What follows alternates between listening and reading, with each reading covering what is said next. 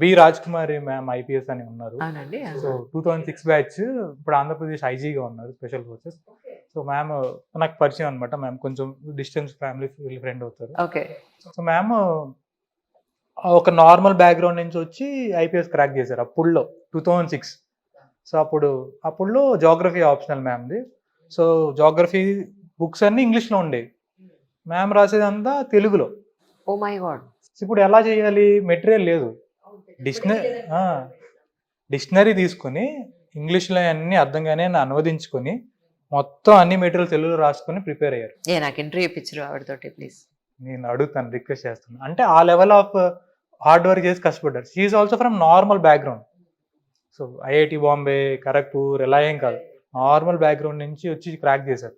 So నాకు ఆవిడని చూసిన తర్వాత ఒక ఇన్స్పిరేషన్. సో మ్యామ్ కష్టపడి అయ్యారంటే I can also do it.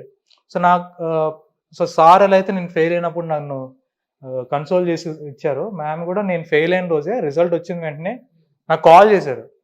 So fail అవ్వలేదు నువ్వు, జస్ట్ నువ్వు కొంచెం ఒక స్టెప్ వెనక్కున్నావు అంతే, ఫైట్ బ్యాక్.